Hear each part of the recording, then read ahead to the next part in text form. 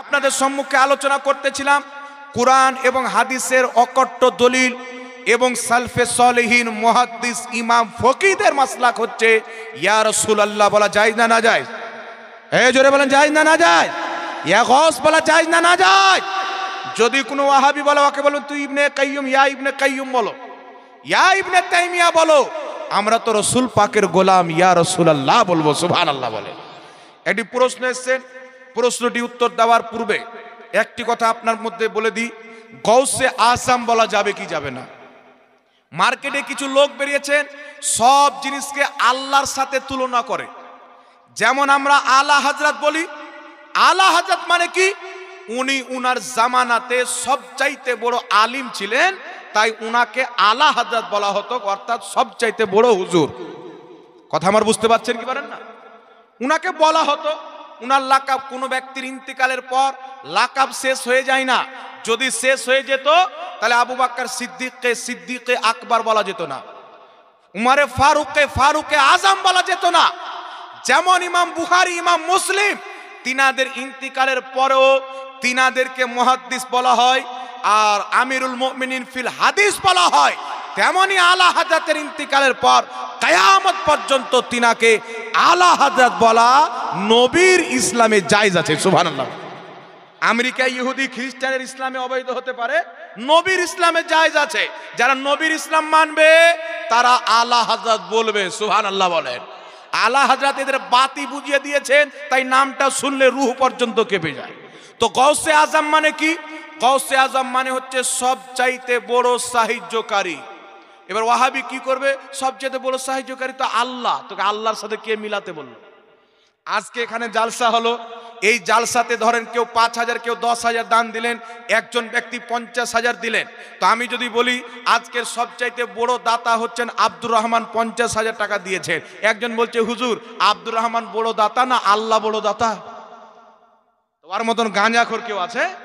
গৌসে আজম বলা যাবে কি যাবে না? মাসলাটা ক্লিয়ার করে দেবো। কথা বলেন না ছেড়ে দেবো? ক্লিয়ার করে দেবো ইনশাআল্লাহ। কারা কারা শুনবেন একটু হাত তুলেন তো দেখি। সবাই শুনবেন না, মিডিলে কে বলছে ছাড়েন ছাড়েন না, কি বলেন? নারে তাকবীর, নারে রিসালাত, হাত উঠিয়ে নারে রিসালাত। মাসলা কে আলা হযরত ফैजाने ताजु शरिया, बस्ती बस्ती करिया करिया, इल्म का सागर फैज का दरिया, हम सब की बख्शिश का जरिया, हुजूर खलीफाए ताजु शरिया, आले रसूल औलादे गौसे आजम, हुजूर सैयद कफिल हाशमी साहेब किबला। माशाअल्लाह। আল্লাহ পাক আপনাদের সকলকে কবুল করুক। গৌসে আজম বলা যাবে কি যাবে না? গৌসে আজম মানে সবচাইতে বড় সাহায্যকারী। একজন বলছে হুজুর আল্লাহ তো সবচাইতে বড় সাহায্যকারী। তো আমি বললাম না যে কোনো জিনিসকে আল্লাহর সাথে মিলাতে গেলে হবে? এই জোরে বলেন হবে? এখানে অনেক আলিম ওলামা আছেন, হুজুর যদি বলেন যে এখানে সবচাইতে বড় আলিম সবচাইতে বড় মাওলানা হচ্ছেন হুজুর পীর সাহেব কিবলা মুফতি আজম, সবচাইতে বড় আলিম। তো কেউ যদি বলে কোরআন পাকের মধ্যে তো আল্লাহকে আলিম বলা হয়েছে, তো আপনি আজকের মৌলভী সাহেবকে সবচাইতে বড় আলিম বলছেন, তো শিরিক হয়ে গেল না? কোরআন পাকে আছে না আনতা মাওলানা ফানসুরনা আলাল কওমিল কাফিরিন, আল্লাহ নিজেকে মাওলানা বলেছেন। তো আচ্ছা বলেন তো কেউ যদি বলে মুর্শিদাবাদের সবচাইতে বড় মাওলানা হচ্ছেন মুফতি সাহেব, আর কেউ যদি বলে আল্লাহ নিজেকে কোরআন পাকে মাওলানা বলেছেন, আর আপনি আপনাদের মুফতি সাহেবকে সবচাইতে বড় মাওলানা বলে দিলেন, তো শিরিক হয়ে গেল না? তো একটা সুস্থ মস্তিষ্কের ব্যক্তি জানে, যাকে আল্লাহ ভালো ব্রেন দিয়েছেন, যে মুর্শিদাবাদের সবচেয়ে বড় মাওলানা বলেছেন, আল্লাহর মোকাবিলায় কেউ বলবে না, কোনো জাহিলও বলবে না। তো তেমনি গৌসে আজম, গৌসিয়াতের ওলিদের মধ্যে একটি মাকাম রয়েছে, ওই মাকামে যারা যারা ফায়েজ হন তাদের সবার মধ্যে সবচাইতে বড় হচ্ছেন আব্দুল কাদের জিলানী, তাই তিনাকে বলা হয় গৌসে আজম। কথা বুঝছেন? আল্লাহর মোকাবিলাতে নয়। এগুলা ওয়াহাবিদের বেরেন শয়তানের খেলাফত নিয়ে বসে আছে, বুঝতে পারছেন? এখন শয়তান আরাম করছে, কাজ এরাই চালাচ্ছে। আল্লাহ হেদায়েত দান করুক, সকলে পড়েন আল্লাহুম্মা আমিন। এখানে একটি প্রশ্ন এসেছে, উত্তর দিয়ে দেব। খুব সুন্দর প্রশ্ন আছে, আপনাদের কাজে লাগবে। উত্তর দেওয়ার পূর্বে বেশি নয়, মাত্র 5 জন ভাই 1000 টাকা করে আছেন দেখি। মাদ্রাসার উন্নতি কল্পে জালসা অনেক আপনারা দিয়েছেন, আমাকেও তো কিছু দিতে হবে না, কি বলেন? মাত্র 1000 টাকা করে 5 জন ব্যক্তি, কেউ আছেন? দেখি নসিপুরের মাটিতে কেউ আছে কি নাই। সব শেষ করে দিয়েছেন না আছে? নাই মনে হয় না, কি বলেন? হুজুরের উপস্থিতি দেন ইনশাআল্লাহ। নবী পাকের আওলাদ বসে আছেন, কিয়ামতে রাসূলুল্লাহর সামনে বলবেন যে আমার সামনে এরা মাদ্রাসায় দান করেছে। সুবহানাল্লাহ। নাই 1000 টাকা করে 5 জন ব্যক্তি হবে না বাবা? নাই কোনো ভাই? শেষ হয়ে গেছেন মনে হয়, টাকা মনে হয় দিয়ে সব ফুরিয়ে দিয়েছেন। নাই না, কি বলেন? দেখেন ইনশাআল্লাহ হবে 1000 টাকা করে। আরে লিয়াসিনী তো লেখান পরে দিবেন, সমস্যা নাই, কিন্তু 5 জন ব্যক্তি চেয়েছি 1000 টাকা করে দিতে হবে, হবে না? একটা হাত তুলেন দেখি পিছনকার, এখান থেকে নিয়ে ওখান পর্যন্ত মাত্র 5000। একটা লোক কেউ নাই বাবা? আছেন? একটা লোক কেউ নাই? এই দেখেন মাশাআল্লাহ, হুজুরের বিটি 1000 টাকা দিয়েছেন। নারে তাকবীর, নারে রিসালাত, মাসলাকে আলা হযরত। আল্লাহ পাক রুজি রোজগারে বরকত দান করুক, সকলে পড়ুন আল্লাহুম্মা আমিন। এটা হুজুরের জামাই দিয়েছেন, ওয়াসিম ভাই দিয়েছেন 500 টাকা। এটা হুজুরের বৌমা দিয়েছেন 500 টাকা। নারে তাকবীর, নারে রিসালাত। এক জায়গাতে আমাকে একটা লোক জিজ্ঞাসা করছেন হুজুরের জামাইয়ের ব্যাপারে, যে হুজুরের জামাইটা বলে ওয়াহাবি, আমরা ওর সামনে যদি ওয়াহাবি চলে যায় ওর উপর পাও রেখে জমিনে দাফন করে দেবে। বুঝতে পারছেন? মানে হুজুরকে বদনাম করার জন্য। মানে গোটা পশ্চিমবঙ্গে যেখানে মুনাজারা হোক, মুনাজির হিসাবে মুফতি জুবের হোসেন সাহেবকে লাগবে। মালদা জেলায় হোক, দিনাজপুর জেলায় হোক, কলকাতায় হোক, হাওড়াতে হোক, হুগলিতে হোক, যেখানে মুনাজারা হবে, এটা মুর্শিদাবাদের ভাগ্য যে এখানকার লাল মুফতি জুবের সাহেবকে লাগবে। সুবহানাল্লাহ বলেন।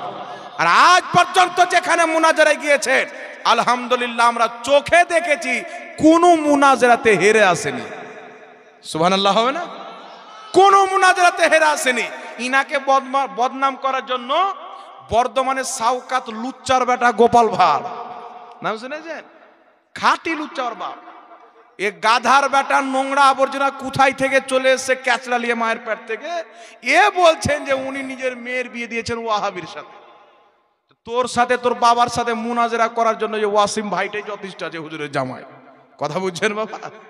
তো এইরকম বেঈমান মিথ্যুকদের প্রতি আল্লাহর লানাত। আল্লাহ বলেছেন লানাতাল্লাহি আলাল কাযিবিন, মিথ্যুকদের প্রতি আল্লাহর লানাত। আল্লাহ হিফাজত করুক, সকলে বলুন আল্লাহুম্মা আমিন।